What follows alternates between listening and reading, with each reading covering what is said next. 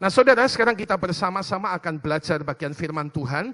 Saya ingin melanjutkan apa yang minggu lalu sudah saya sharingkan, yaitu tahun, saudara.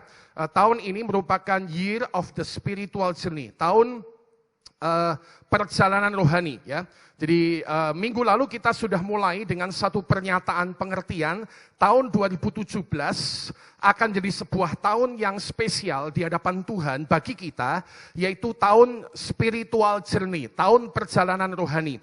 The Year of Spiritual Journey, tahun perjalanan rohani.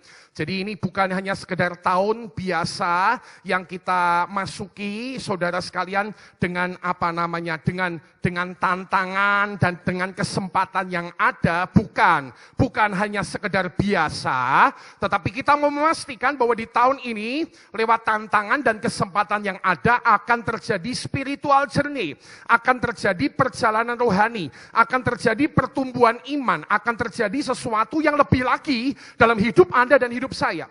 Nah, kita akan baca saja ayat pengantar. Hari ini kita akan fokus khusus di masalah pencobaan Yesus Kristus, ya. Bacaan firman Tuhan akan ada diambil dari Matius pasal 4, ya. Beberapa ayat akan kita baca dengan cepat. Dikatakan, maka Yesus, Matius 4 ayat 1.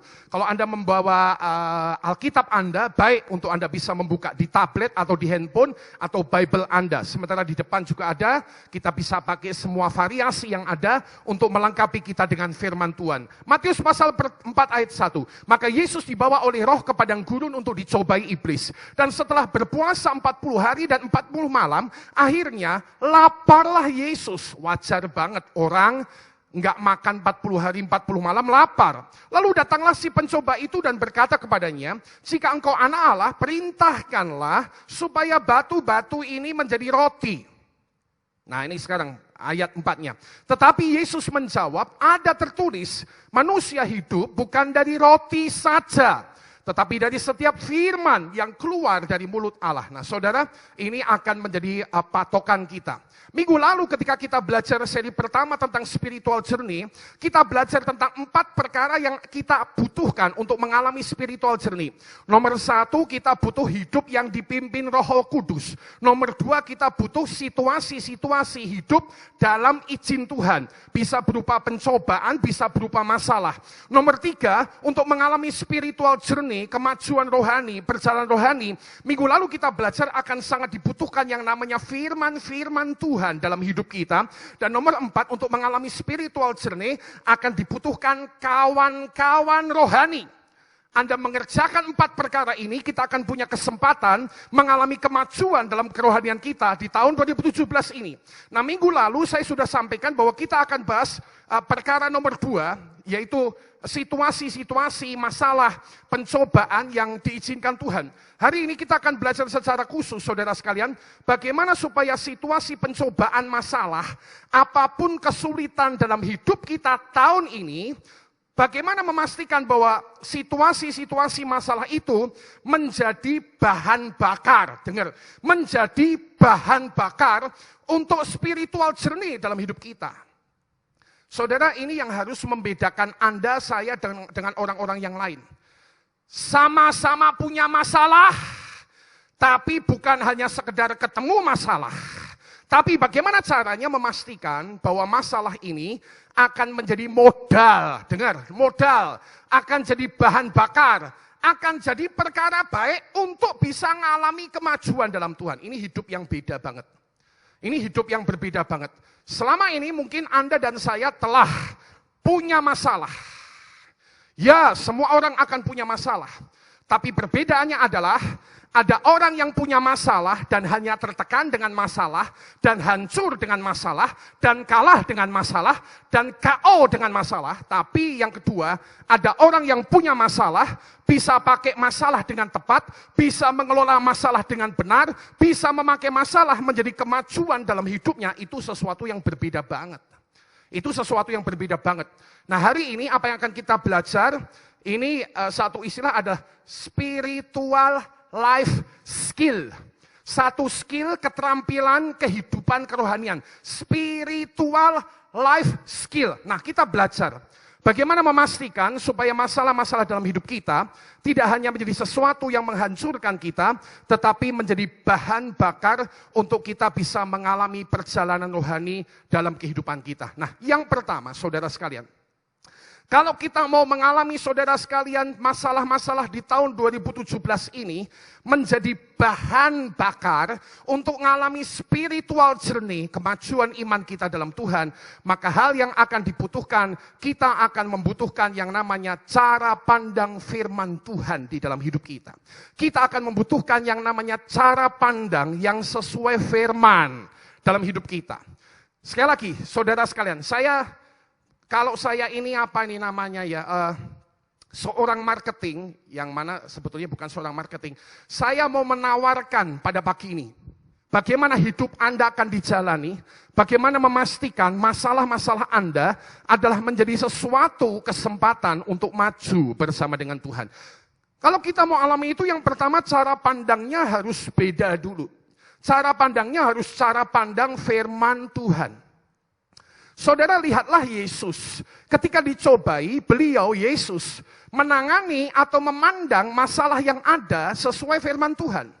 Maksud saya begini, Alkitab cerita sesuatu yang wajar. Yesus dibawa Roh Kudus ke padang gurun, tadi kan kita baca ya Matius 4. Yesus kemudian dicobai oleh iblis, 40 hari, 40 malam gak makan. Lalu dalam keadaan lapar, iblis datang. Lalu iblis berkata demikian, ubah saja batu-batu jadi roti. Itu sesuatu yang wajar, yang logikal banget. Sesuatu yang sangat dapat diterima, nalar. Saudara sekalian, maksud saya begini, orang lapar ya obatnya makan toh Pak Gideon, simple. Ya, orang lapar obatnya ya makan, selesai, udah gitu aja. Lapar hanya butuh makan. Mungkin kita berpikir simple seperti itu. Tapi bagi Yesus tidak sesimpel itu.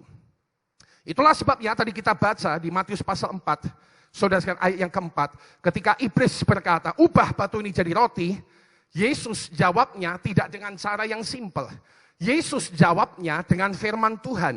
Yesus jawabnya secara spiritual. Yesus jawabnya ada tertulis, manusia hidup bukan dari roti saja, tapi dari setiap firman yang keluar dari mulut Allah. Not so simple. Not so simple. Bagi Yesus, masalah lapar itu bukan hanya dijawab dengan makan. Dan walaupun Yesus punya kemampuan mengubah batu jadi roti, itu tidak sesuatu yang simple. Bagi Yesus, ini bukan masalah-masalah sekedar lapar dan makan. Tapi bagi Yesus, ini sesuatu yang dipandang secara spiritual. Itulah sebabnya Yesus menangani masalahnya, menanggapi masalahnya dengan dasar firman Tuhan. Sebab patokan Yesus adalah ini harus diatasi secara spiritual. Nah saudara, demikian juga tahun ini saya percaya, kalau Anda dan saya sungguh rindu, masalah-masalah kita menjadi bahan bakar untuk perjalanan rohani kita, masalah-masalah di hidup kita sekali lagi bukan menjadi sesuatu yang menghancurkan kita, saya percaya kita harus dandani dulu cara pandangnya. Dan cara pandang kita adalah satu cara pandang yang harus bersesuaian dengan firman Tuhan. Mari kita lihat beberapa cara pandang firman Tuhan terhadap masalah. Sekali lagi, mari kita lihat cara pandang firman Tuhan terhadap masalah yang akan menolong kita untuk handle masalah di tahun ini, saudara, dengan cara yang tepat. Masalah akan terjadi berbagai macam. Tiba-tiba Anda bisa kehilangan orang yang Anda cintai. Itu satu problem. Tiba-tiba bisnis yang Anda banggakan, saudara sekalian, mengalami hantaman di tahun ini. Bukan tidak mungkin, itu satu problem. Tiba-tiba, saudara sekalian, hal-hal yang telah Anda rencanakan kacau balau. Itu satu problem, bukan tidak mungkin. Saudara sekalian, masalah tiba-tiba hadir, tapi bagaimana caranya memastikan bahwa masalah kali ini tidak hanya sekedar masalah, tetapi bahan bakar. Sekali lagi, bahan bakar bagi perjalanan rohani kita. Yang pertama, kita harus punya cara pandang, dan cara pandang firman Tuhan yang pertama, yang saya percaya harus kita tangkap adalah, kita harus memandang masalah dengan pemahaman bahwa ada dimensi rohani di masalah. Ya. Cara pandang firman Tuhan yang pertama adalah adanya atau ada dimensi rohani di masalah. Jadi saudara sekalian, Alkitab cerita sama kita, masalah itu bukan sekedar masalah tok. Masalah itu bukan sekedar masalah kesulitan tok. Masalah itu ada dimensi rohaninya. Makanya tadi sekali lagi kalau kita lihat di Matius pasal 4 ayat 3 sampai 4, kita cukup heran seharusnya. Kenapa ya Yesus gak nanggapi pencobaan iblis masalah dengan cara yang umum lah. Lapar suruh makan, ya udah toh makan bar. No, Yesus gak berpikir demikian. Yesus memikir sesuatu yang lebih dalam dari sekedar lapar dan makan. Yesus tahu ini dimensi rohani ada di pencobaan ini. Dan itulah sebabnya Yesus kemudian menjawabnya dengan firman Tuhan. Sekali lagi, manusia hidup tidak dari roti saja, tetapi dari setiap firman yang keluar dari mulutnya Allah, yang keluar dari mulutnya Tuhan. Dimensi rohani ada di dalam masalah. Efesus pasal 6, saudara sekalian, ayat yang sangat terkenal itu telah mengingatkan kita. Efesus pasal 6, ayatnya yang ke-12, ya. Saya coba untuk menyajikannya buat Anda sekali lagi. Tapi Anda bisa buka di Alkitab Anda. Efesus pasal 6 ayat 12. Saudara-saudara sekalian. Efesus pasal 6 ayat 12 sekali lagi diingatkan sama kita bahwa inilah yang menjadi kenyataan kerohanian kita. Inilah yang menjadi kenyataan kerohanian kita. Dikatakan saudara sekalian, ya. Efesus pasal 6 ayat 12, sebentar ya, saudara sekalian. Efesus 6 ayat 12 dikatakan oleh firman Tuhan ya sebagai berikut. Karena perjuangan kita, kesulitan-kesulitan dalam hidup kita, masalah-masalah dalam hidup kita, situasi-situasi dalam hidup kita, sometimes atau bukan sometimes, Alkitab bilang, perjuangan kita bukanlah melawan darah dan dagingnya, tapi melawan pemerintah-pemerintah, melawan penguasa-penguasa, melawan penghulu-penghulu dunia yang gelap ini, melawan roh-roh jahat di udara. Alkitab mengingatkan saudara sekalian yang terkasih, setiap kali kita berpikir bahwa sebuah masalah adalah hanya dimensi fisikal, sesuatu yang wajar, Alkitab justru bilang, hati-hati loh, jangan mikir gitu tok. Perjuangan kita ini yang asli kan bukan melawan darah daging, tapi melawan pemerintah, maksudnya pemerintah iblis, penguasa si jahat, penghulu dunia yang gelap, roh-roh jahat di udara. Seperti saya ceritakan, jadi sekali lagi kalau masalahnya itu, ini umpamanya suami yang nggak bertobat menjengkelkan, atau istri yang nggak bertobat dan menjengkelkan, masalahnya itu bukan musuhnya itu bukan suamimu atau istrimu. Musuhnya itu sesuatu yang dibaliknya, sesuatu yang mengikat pikirannya, sehingga nggak bisa berjalan dalam kebenaran mungkin, sehingga masih terus menjadi pribadi yang menjengkelkan dalam artian mungkin punya kelemahan-kelemahan. Sometimes itu bicara sesuatu yang di belakangnya. Saya lihat videonya si Rizik, ya. Mari kita pastikan sekarang kita menyebutnya bukan Habib Rizik Sihab, tapi hanya Rizik saja. Rizik Sihab, Rizik si berisik, saudara sekalian. Saya tidak bermaksud melawan dia di sini, tapi sudah mulai ada seruan dari kelompok-kelompok masyarakat untuk mulai menangani. Ya, sekarang beberapa kelompok masyarakat bangkit mulai menangani dia, dan saya rasa ini sesuatu yang baik sekali. Karena selama ini dia berteriak-teriak kasar, kayaknya pemerintah kita ini cuma diem-diem tok. Nah ini waktu yang baik. Saya lihat video dia di Bogor, jadi dia ngomong gini, kalau nanti Ahok nggak ditangkap, kita buat apa? Revolusi, lalu revolusi, takbir kata dia ya. Wah itu provokatif banget. Nanti kalau Jokowi nggak melakukan kita apa? Revolusi, bakar. Orang Kristen ngucapin sama kita selamat Natal, kita ingatin pertama, nggak mau, kita ingatin kedua nggak mau, kalau nggak mau lalu apa? Bakar, penggal, gantung. Itu kalau melihat itu ya, itu rasanya panas, betul enggak? Ini kan Anda punya kebetulan pendeta, gembala jemaat, ini kan bukan jenis orang yang tenang dan damai. Saya tahun 98 ketika Solo ribut dan kerusuhan sudah mulai sampai Boyolali, saya udah dengar, gereja Salatiga hati-hati, saya udah pasang pedang aja, saya taruh pedang di Jalan Johar. Saya bilang gini, kamu lu masuk dah Jalan Johar. Lu bilang, gua bilang haleluya. Gue gak takut sama lu, mati-mati saja udah. Saya pandangannya dulu cuma bahwa itu sesuatu yang fisikal. Orang jahat sama saya lawan fisikal. Lawan, fisik. Tapi sekarang Tuhan ajari, ini ini sebetulnya bukan sesuatu yang fisikal. Ini bukan sesuatu yang sekedar fisik begitu saja. Ini ada dimensi rohani. Itulah sebabnya, makanya kalau kita mengatasi seperti yang kita lihat di video-video itu, apa yang kita perlu doakan? patahkan roh-roh jahat yang ada di belakangnya. Yang ngerti, setuju, katakan amin. Hajar di dalam nama Yesus Kristus. Radikalisme patah dalam nama Yesus. Dan kita lihat sekarang kebangkitan masyarakat melawan ini adalah hasil doa banyak pihak. Kota-kota telah berdoa, kita telah berdoa, banyak orang telah berdoa. Saudara sekalian, doa tampaknya sesuatu yang sangat mungkin, kok doa terus? Ada orang bilang, kok doa? Saudara, sekali lagi, kembali kepada firman Tuhan. Kalau kita bertemu masalah, seharusnya kita harus sadar bahwa cara pandang firman Tuhan terhadap masalah, di dalam masalah ada perkara-perkara dimensi rohani, bagian rohani yang seharusnya kita harus tangani dengan tepat di masalah kita. Ya, jadi saudara sekalian, contohnya kalau ya kemarin saya ketemu begini loh, saya makan di sebuah tempat, ini kesaksian ya. Saya makan di sebuah tempat ya, yang direkomendasi ya, tempat makan ini baru 4 hari buka, dan ternyata yang punya tempat makan ini adalah orang yang berjemaat di tengah-tengah kita. Saudara sekalian, ketika saya makan kemarin malam, saudara sekalian, saya untung isi saya kan kemarin ulang tahun. Bagi Anda yang belum tahu, isi saya kemarin ulang tahun ya. Hadiah-hadiah Anda tetap ditunggu sampai 24 jam ke depan. Guyon aja ya, santai. Jadi karena dia ulang tahun, saya telepon tempat baru ini, saya pesan tempat buat 10 orang untuk bisa makan malam. Dan puji Tuhan, saya datang sudah telepon dulu. Jadi kemudian kita bisa masuk 10 orang karena tempat itu full. Ya, beberapa orang bahkan pulang dari tempat itu karena tempat itu full. Dan ternyata orang ini adalah jemaat kita dan paling tidak dia kebaktian tempat kita. Jadi dia perkenalkan diri, nama saya ini, saya baru, oh Bapak, Ibu saya baru tahu.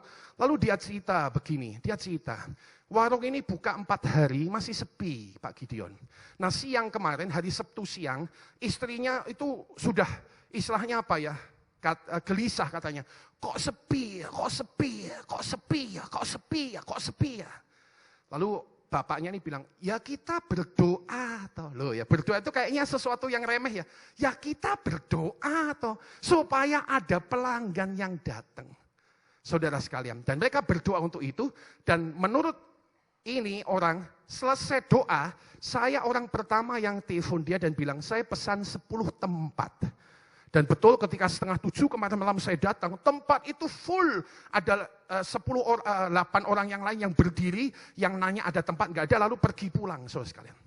Jadi maksud saya apa yang saya ceritakan? Lihat, siang hari dia bilang, kok sepi ya? Jawabannya simpel, sembahyang dulu.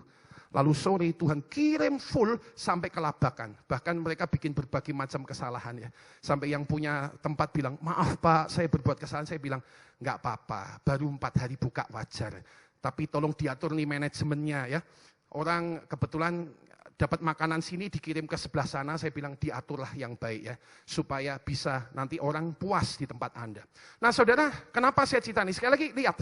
Ini bukan hanya sekedar masalah, kok sepi ya, dagangan sepi ya, toko kok mandek ya, kok putaran uang mandek ya. Sometimes Anda harus berdoa tentang itu dan meminta Tuhan beranugerah, memberkati apa yang sedang Anda kerjakan. Yang menangkap katakan amin. Karena masalah seringkali punya dimensi rohani di dalamnya. Yang kedua, didikan dan peringatan.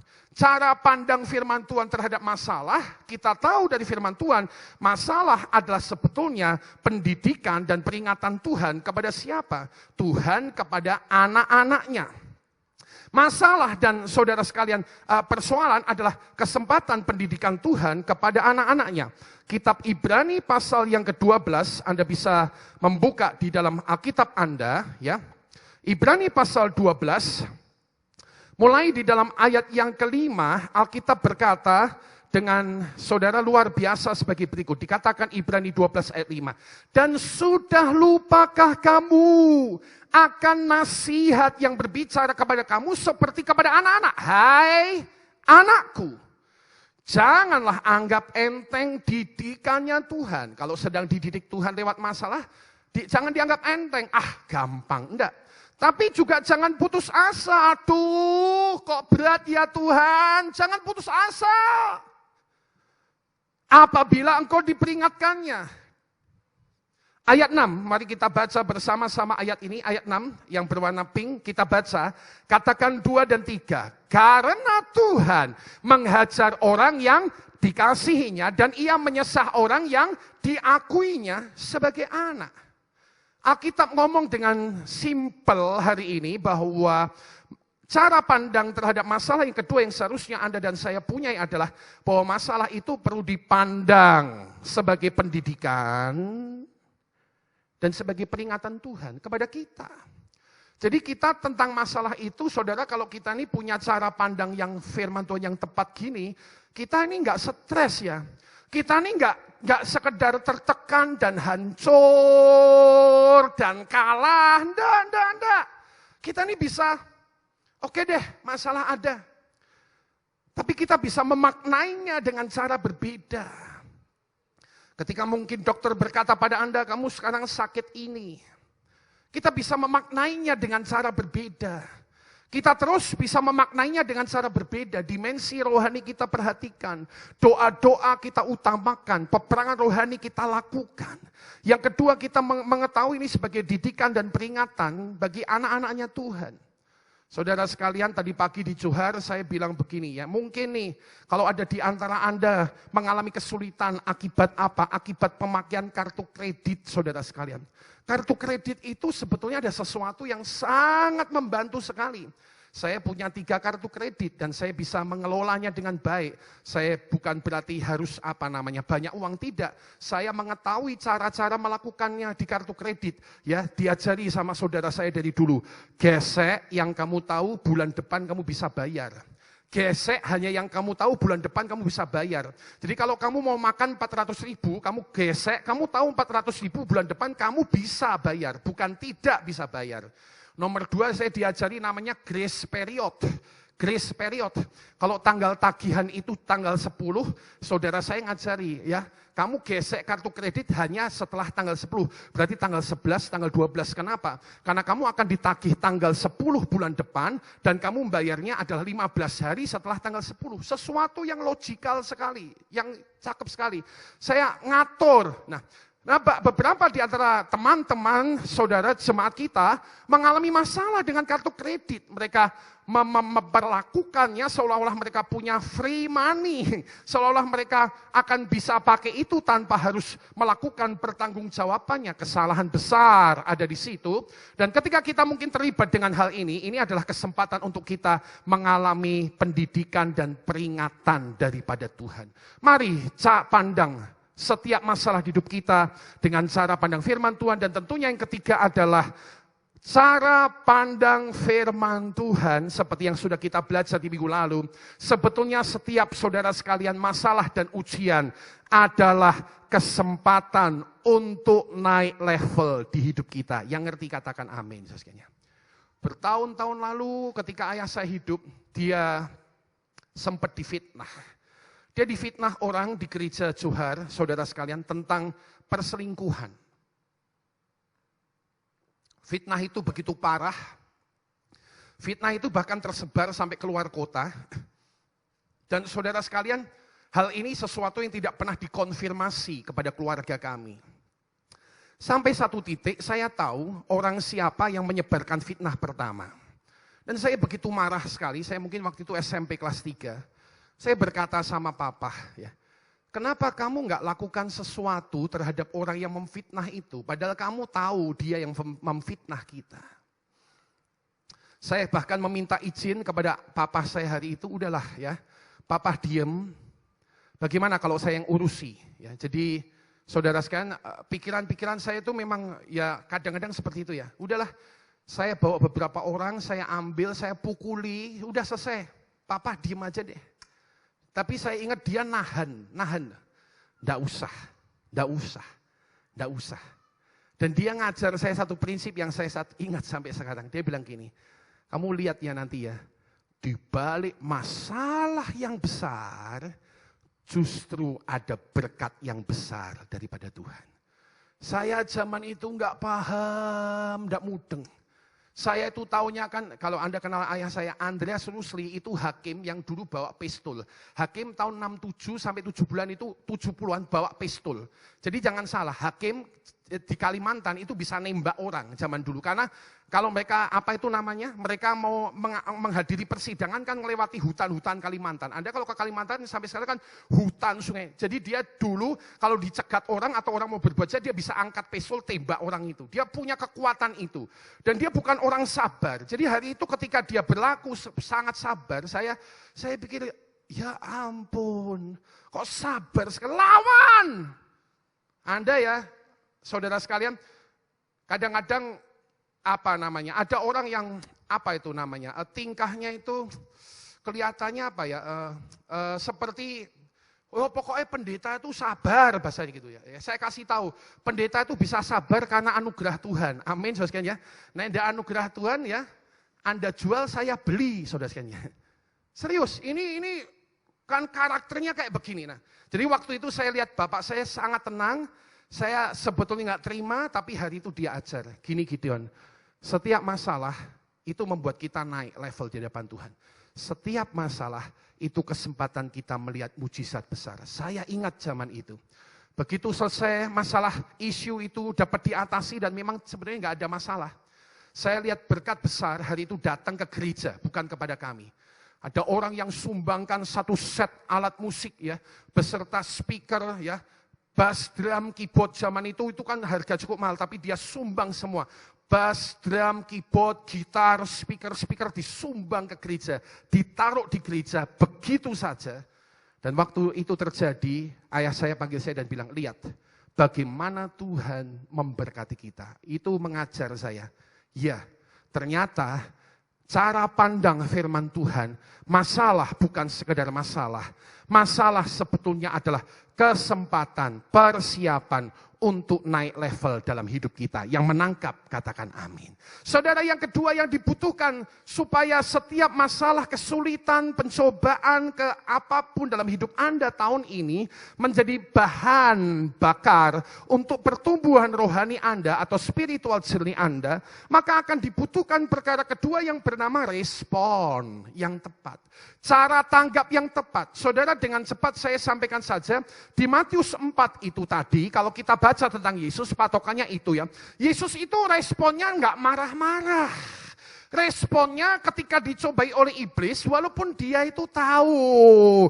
Dengar, Yesus tahu iblis itu musuhnya sejak dulu kala. Sudah ngerti iblis itu musuh. Tapi ketika iblis datang tuh di depan mata dia, iblis ngasih pencobaan sama dia. Enggak marah tuh. Responnya itu bukan sesuatu yang emosional, kemarahan atau apa. Tertekan, depresi, khawatir. Enggak. Yesus responnya sangat tepat. Yesus responnya sangat tepat. Cara tanggapnya sama masalah pencobaan sangat tepat.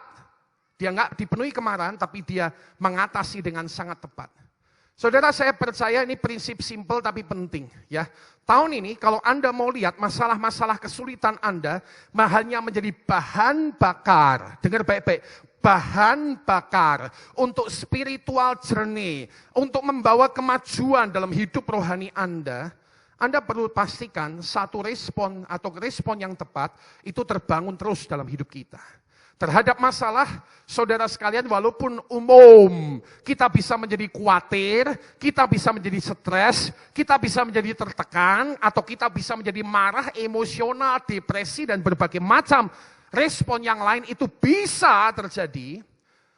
Tapi sekarang kita perlu kembali kepada firman Tuhan dan memastikan setiap masalah menjadi bahan bakar. Saya akan pakai kata ini terus, bahan bakar. Bahan bakar untuk kemajuan spiritualitas kita. Dan itu terjadi yang kedua, hanya ketika kita punya respon yang tepat. Nah, beberapa respon yang tepat, dua respon yang tepat yang saya percaya seharusnya kita punya di tengah-tengah situasi-situasi kesulitan kita. Yang pertama adalah respon tenang dalam Tuhan. Yesaya 30 ayat 15. Yesaya pasal 30 ayat 15, saudara sekalian. Yesaya pasal 30 ayat 15 ini adalah latar belakangnya orang Israel hari itu mengalami serangan dari musuhnya. Orang Israel mengalami serangan dari musuhnya. Dan apa yang mereka kerjakan, mereka bukannya tenang, saudara sekalian. Di tengah-tengah situasi serangan dari musuhnya, inilah yang mereka kerjakan. Mereka malah, saudara sekalian, kemudian Alkitab mencatat mereka pergi ke Mesir. Mencari bantuan dari negara Mesir. Dan disitulah Tuhan menjadi sangat marah kepada mereka. Tuhan menjadi sangat tidak cocok dengan cara mereka mengatasi masalah. Dan kemudian dari situlah lahir petunjuk Tuhan tentang seharusnya bagaimana mereka bersikap. Yesaya pasal 30 ayat 15 ya. Jadi Anda lihat judul perikopnya dari LAI, bukan Mesir, tetapi Tuhanlah yang memberi pertolongan. Celakalah anak-anak pemberontak, demikian firman Tuhan, yang melaksanakan suatu rancangan yang bukan daripadaku, yang memasuki suatu persekutuan dengan Mesir, yang bukan oleh dorongan rohku, sehingga dosa mereka bertambah-tambah. Jadi ini mereka sedang kepepet sih, memang betul, tapi mereka kemudian ngambil keputusan yang salah. Nah, ayat 15, petunjuk dari firman Tuhan, seharusnya apa yang Tuhan maui untuk mereka kerjakan seharusnya adalah perkara yang sedemikian. Ayo kita baca bersama, kita baca, katakan 3, 2, 1. Katakan, sebab beginilah firman Tuhan Allah yang Maha Kudus Allah Israel. Katakan, dengan bertobat dan tinggal diam kamu akan diselamatkan. Dalam tinggal tenang dan percaya terletak kekuatan. Saudara, ini respon Alkitab. Tuhan punya cara. Di tengah masalah, strategi itu penting sih, penting. Tapi Tuhan lebih daripada strategi, pengen memastikan bahwa masalah-masalah itu seharusnya menjadi kesempatan spiritual jernih. Dan gimana caranya? Itu terjadi kalau kita punya respon tepat pertama, yaitu ketenangan. Dengan bertobat dan tinggal diam. Kamu akan diselamatkan. Dalam tinggal tenang dan percaya terletak kekuatanmu, saudara sekalian. Inilah kata-kata firman Tuhan. Inilah petunjuknya Tuhan. Respon ketenangan. Anda mungkin pernah dengar cerita ini ya. Anda mungkin pernah dengar cerita ini. Seorang pembicara motivator, saudara sekalian, berkata demikian. Kelas, itu kelas 10-15 orang ya. Kita lakukan permainan. Saya akan menyembunyikan jam tangan. Di satu tempat Anda cari jam tangan. Dalam jangka waktu 3 menit. Oke, kelas, kita lakukan permainan, saudara. Lalu pembicara motivator ini simpen jamnya di satu tempat, saudara sekalian. Dan kemudian dia pakai 3 menit, klik kasih waktu, 10 orang cari jam itu. Ya, di ruangan itu. Dan Anda tahu ya, 10 orang ya. Ada yang narik kursi, saudara sekalian mengangkat meja, melihat ke balik lemari, kemudian ya terus mencari 3 menit berlalu, 10 orang nyari jam itu nggak ketemu. Nah, sekarang pembicara motivator itu bilang, nah sekarang lihat cara saya menemukan jam tangan yang sama dalam jangka waktu 3 menit. Silahkan kamu sembunyikan. Sekarang kelas 10 orang itu menyembunyikan jamnya, pembicara motivator ini kemudian saudara sekalian memasuki kelas itu. Oke, sekarang hitung 3 menit, tapi saya cuma mau minta satu syarat dalam 3 menit ini. Semua orang tenang. Silence. Dan kemudian saudara sekalian 3 menit diberikan, dan saudara sekalian dalam 3 menit, sebelum 3 menit, Anda tahu cerita ini, jam itu ketemu. Rahasianya apa? Gampang. Waktu tenang, kuping bisa dengar suara detik yang paling kecil sekalipun.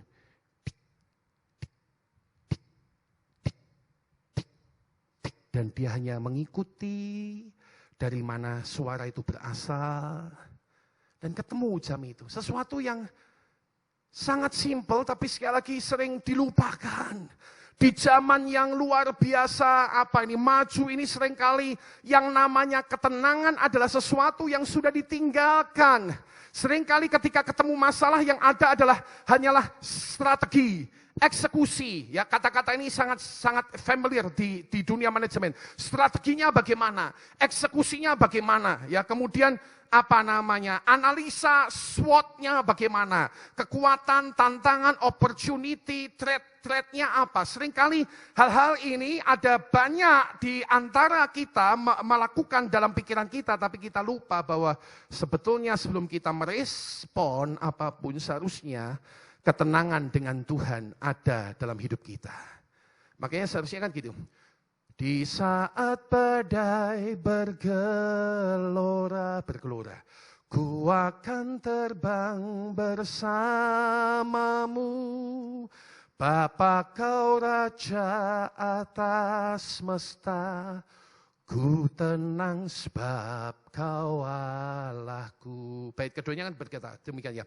Jiwaku tenang dalam Kristus, lihat kuasanya. Terjemahan bahasa Indonesia berkata demikian, dalam keheningan. Nah, Anda harus bisa ngerti ini maksudnya apa toh? Jiwaku tenang dalam Kristus, lihat kuasanya. Dalam keheningan, di saat badai dalam keheningan melihat kuasa Kristus. Maksudnya apa toh Pak Gideon? Lagu kok angel banget, dalam keheningan melihat Yesus. Maksudnya ya ini, respon yang tepat, respon ketenangan, respon silence. Makanya dalam beberapa ayat Mazmur Tuhan berkata, diam dan tenanglah. Dengar, aku itu adalah Tuhan. Orang lagi takut, orang lagi gelisah, Tuhan bilang, diam, tenanglah. Dengar, aku adalah Tuhan. Saudara, kenapa Tuhan mengerjakan perkara itu atau memperkatakan hal demikian? Sebab Tuhan sedang mencari satu respon ketenangan dalam hidup kita. Respon kedua, yang saya percaya penting untuk kita memastikan masalah menjadi bahan bakar kemenangan dalam hidup kita adalah respon penerimaan kehendak Tuhan. Seperti Ayub lakukan. Anda tahu saudara sekalian Ayub pasal pertama. Ayat 21.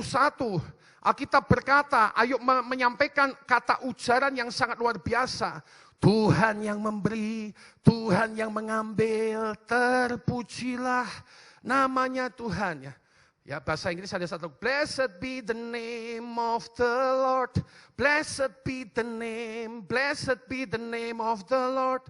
Blessed be the holiest name, you give and take away.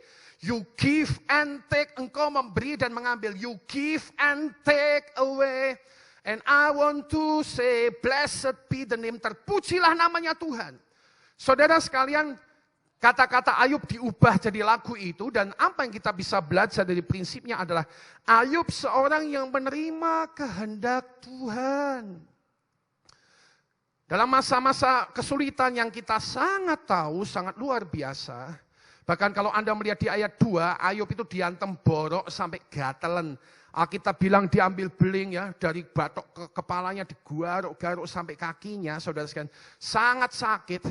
Dia tetap bilang ya sama istrinya, apa kamu cuma mau terima yang baik daripada Tuhan, tapi enggak mau menerima yang jahat atas izin Tuhan.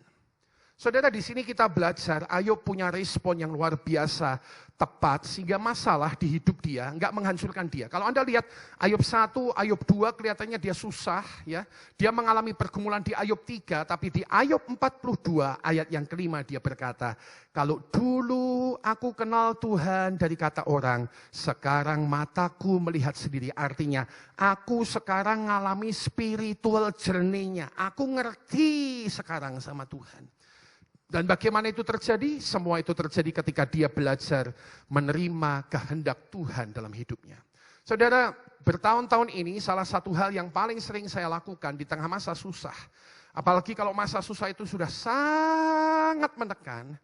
Saya punya lagu kesayangan saya di masa susah itu. Lagu itu lagu kuno yang mengajarkan begini. Buatlah jalanmu dalam saya, Tuhan penjunan itu pembuat periuk ya. Ku tanah liat, biar kau kerjakan seturut maumu. Ku duduk diam di kakimu. Saudara sekalian, kalau bicara masalah itu enggak habis-habisnya. Anda tahu saya 10 tahun, saudara sekalian, ini apa ini namanya, lahirnya kaku. Anda tahu saya 19 tahun menikah belum ada anak, itu masalah. Itu masalah, dan kalau tidak dihandle dengan khusus, dihandle dengan cara yang khusus, ini hati bisa kecewa sama Tuhan, ini hati bisa protes sama Tuhan, ini hati bisa ngamuk sama Tuhan. Ya, kesempatan seperti itu ada, tapi bersyukur dalam jalan-jalan Tuhan, Tuhan menolong kita bertumbuh melalui respon penerimaan akan kehendak Tuhan, sehingga kita siap untuk perkara ketiga yang akan memerdekakan kita. Hal terakhir pada kesempatan pagi hari ini, hal ketiga yang dibutuhkan sehingga masalah, kesulitan jadi bahan bakar hidup kita adalah perkara yang namanya hikmat daripada Tuhan. Saudara sekalian, perhatikan ayat firman Tuhan, nanti kembali ke Matius 4 ya. Kita baca minggu lalu, saudara sekalian, bahwa Yesus itu menjawab dengan tepat. Jadi maksud saya begini, saudara sekalian, Yesus itu menjawab bukan sekedar dengan firman Tuhan, tapi dengan firman Tuhan yang tepat. Ini guyon-guyon ya, Anda lihat debat gubernurnya Jakarta ya, itu macam-macam tuh teman-teman bikin apa itu ya. Yang pertama katanya apa tuh, saya kok lupa ya. Ya kota terapung katanya ya gitu ya. Yang kedua menjawab dengan tepat, yang ketiga masih menjawab dengan konsep-konsep ya. Jadi si nomor 1 itu memang saya juga dengar dia berapa kali pusing juga ya. Si nomor 1 itu kalau ditanya apa jawabnya kemana, betul enggak ya? Ditanya jawabnya bisa kemana-mana. Ini saya tidak terlibat ya, tidak terlibat. Pokoknya saudara sekalian ya, kalau Tuhan itu harus nomor 1 ya, kalau apa itu katanya gubernur, wis rasa melu-melu lah ya. Tapi saudara sekalian, maksud saya begini loh, kembali kepada firman Tuhan. Yesus itu tahu firman Tuhan, tapi bukan sembarang firman Tuhan yang asal comot. Yesus itu pun pakai firman Tuhan, tapi Yesus pakai firman Tuhan yang tepat, yang pas. Itu namanya hikmat. Kalau Anda nanti punya Google, Anda tulis arti kata hikmat, Google, Wikipedia menyebut hikmat adalah penggunaan dengan tepat. Penggunaan dengan tepat pengetahuan, itu definisi orang Yunani. Jadi kalau Anda punya pengetahuan, lalu pengetahuan itu Anda pakai dengan tepat, itu namanya hikmat. Karena banyak orang cuma punya pengetahuan, tapi tidak bisa memakai dengan tepat. Beda ya. Pengetahuan, hikmat. Pengetahuan, hikmat. Orang berhikmat itu punya pengetahuan, tapi dia bisa pakai dengan tepat. Dia bisa pakai dengan tepat. Coba cari contoh-contoh beberapa. Ya mungkin seperti gini. Sama-sama kita tahu nih, halo? Sama-sama kita semua ini tahu nih contohnya ya. Ini yang saya contoh langsung terlintas ya ketika saya coba merenungkan dikit. Sama-sama kita tahu sekarang namanya, ini bahasanya, contohnya. Air Asia itu bisa menyediakan penerbangan murah. Sama-sama tahu. Kita semua di ruangan ini mungkin tahu. Kita yang suka pakai teknologi internet mungkin juga tahu. Penerbangan dengan Asia itu bisa sangat murah. Tapi hanya beberapa orang saja yang bisa memakai pengetahuan itu untuk bisa dapat tiket murah. Beda ya, tahu sih tahu. Tapi hanya banyak yang tahu dan tidak bisa menggunakan yang diketahui itu. Seorang teman Facebook saya melakukan 1 kali trip tahun ini ke New Zealand dari Malaysia. Harga tiket pesawatnya dengan Air Asia hanya Rp1.750.000.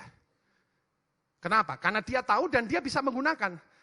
Anda tahu ke New Zealand, Flori sama Wiwi udah ke New Zealand, kamu investasi zaman itu per orang 30 juta ya kalau nggak salah ya. 30 juta, nggak ada penerbangan New Zealand itu, ya mungkin penerbangnya sendiri 10-15 juta bisa jadi. Nggak ada ke New Zealand itu murah. Ini teman saya, Facebook, bisa pakai pengetahuan dengan tepat, ngeklik Satu kali terbang 1.750.000. Murah banget. Semua teman Facebook saya bilang, wah murah sekali, murah. Rahasianya apa? Tahu, tahu. Tapi bisa tepat, menggunakan dengan tepat. Nah Yesus ini gitu. Yesus itu punya pengetahuan firman, betul, tapi Yesus bisa menggunakannya dengan tepat. Itulah hikmat. Hikmat, saudara sekalian, dalam definisi Alkitab atau definisi rohani hari ini, apa toh yang namanya hikmat itu? Hikmat adalah sebuah kemampuan untuk memahami dan mengatasi masalah kehidupan. Hikmat adalah sebuah kemampuan untuk memahami dan kemudian mengatasi masalah kehidupan. Ini seperti Raja Salomo, saudara. Seperti Raja Salomo, saudara. Dia punya Raja Salomo dihadapkan sebuah masalah, Raja Salomo dihadapkan masalah, dan dia punya pengetahuan ya tentang pengetahuan, tapi lebih daripada pengetahuan, beliau punya hikmat. Jadi Anda sekali lagi ingat kisahnya tentang bagaimana dua orang wanita, saudara sekalian, yang datang memperebutkan seorang bayi di hadapan Raja Salomo dengan sangat luar biasa, ya tampaknya kejam tapi penuh hikmat. Dia berkata bayi itu dibelah dua saja, dibagi setengah ke sana, dibagi setengah ke sini. Ibu bayi yang pasti sayang sama bayi ngomong, oh jangan, kasihkan dia aja deh, biar anakku hidup, biar anakku hidup. Itu raja yang punya pengetahuan dan itu raja yang punya hikmat bisa ngerti. Ini pasti ibunya. Dari mana? Hatinya tidak tega anak itu dipecah dua. Sehingga ini pasti ibunya. Yang itu bukan ibunya, masukkan ke penjara. Hikmat, menggunakan pengetahuan dengan tepat. Dan saudara sekalian, kalau Anda tahun ini mau memastikan bahwa masalah Anda menjadi bahan bakar untuk kemajuan rohani, spiritualitas jernih dalam hidup Anda, kita akan penuh hikmat. Dan pengalaman saya, penuh hikmat itu terjadi ketika kita itu dipenuhi Roh Kudus dan ketika kita penuh dengan firman Tuhan. Saya akan tutup dengan satu kesaksian terakhir, pemain musik bisa siapkan diri ya. Saudara, saya teringat tahun 2001 ketika saya jadi pendeta di gereja sana, Johar, setelah ayah saya meninggal. Beberapa orang pergi dari gereja. Ya itu masa berat. Beberapa orang pergi dari gereja. Ada yang bilang Gideon terlalu muda, nggak cocok jadi pemimpin. Ada orang yang bilang bapaknya bisa mimpin, anaknya belum tentu bisa mimpin. Dan saya tidak sakit hati tentang perkara itu. Saya bisa paham. Ada orang yang sakit hati sama saya kemudian pergi dari gereja. Ya ada. Ada orang yang saudara punya masalah, tapi intinya orang-orang pergilah. Ada beberapa orang pergi walaupun nggak banyak. Yang saya ingat itu ada 4 orang pemimpin kebetulan. Ya, ada 4 orang yang saya anggap itu kapasitasnya pemimpin, seharusnya nggak begitu tapi ternyata pergi. Jadi hari-hari itu adalah hari-hari kecewa dalam hidup saya. Ketika saya tertekan seperti itu, saya ingat adalah pertolongan Tuhan untuk saya dituntun datang sama Tuhan. Dan memulai masuk dalam satu masa-masa doa kepada Tuhan. Dan setelah masa doa terjadi, saudara sekalian, singkat cerita ada doa-doa yang dikerjakan, saudara. Yang pertama Tuhan dandani cara pandang saya. Tuhan dandani, sekarang Tuhan dandani cara pandang. Ya, ada dimensi rohani, didikan peringatan, persiapan naik level. Lalu Tuhan ajari respon yang tepat. Gak usah pahit hati, gak usah jengkel. Pun kalau susah adanya cuma demikian, Mas. Adanya cuma demikian. Kalau susah adanya cuma demikian. Nada C, Mas ya. Nada C ya. Ya. C. Ketika aku berbeban berat, ku datang kepada Yesus. Dia bebaskanku dan lepaskanku, kini aku jadi baru. Saudara, diajar Tuhan untuk datang sama Tuhan, respon yang tepat dalam ketenangan. Nah, yang ketiga ini yang saya mau saksi. Terus, pada waktu yang pas, Tuhan akan kasih hikmat. Tuhan kasih hikmat. Saya ingat satu hikmat yang penting sampai 17 tahun ini saya pegang adalah hikmat satu ini saja. Zaman itu, lewat masalah itu Tuhan kemudian mulai mengajar saya satu hikmat begini, bahwa manusia itu bisa pergi kapan saja, tapi Tuhan akan selalu ada bagi kita. Ya, mungkin Anda pernah dengar saya sharing ini. People's come, people's go, God stays. People's come and people's go, God stays. People's come, people's go and God stays. Saudara sekalian, sejak hari Tuhan mengajar saya hikmat itu, saya sekarang bisa mulai menangani setiap masalah, khususnya kepergian orang-orang di sekitar saya. Oh serius, saya kasih tahu ya, ini pengalaman saya jadi gembala. Ini contoh nih ya. Puji Tuhan ini buat mereka semua di tengah-tengah kita. Yang bersyukur katakan amin ya. Tapi saya tahu, ini gini ya. Lewat satu dan lain perkara, belum tentu loh mereka ini terus bersama dengan kita, betul enggak? Mana tahu di antara mereka ada yang meninggal, dijauhkan Tuhan ya kiranya. Ini contoh saya nih. Ya nomor 2, ada yang pindah tempat. Ya, saya dengar pemain drum kita nih hampir pergi ke luar pulau ya. Belum jadi ya. Tapi kalau dia keluar pulau, berarti kan kita nggak punya pemain drum lagi. Saudara, di gereja itu kan kayak gitu. People's come, people's go. Ya, ini saya tutup cerita. Satu teman pendeta saya di Surabaya, tua, itu meninggal juga agak dengan hati kecewa. Kenapa? Teman bendaharanya bertahun-tahun sama dia. Piknik ke luar negeri bareng-bareng naik kapal pesiar. Bisa pindah gereja loh, saudara. Bisa pindah gereja. Jadi saya tuh sekarang ya, saya tuh sayang sama Anda semua.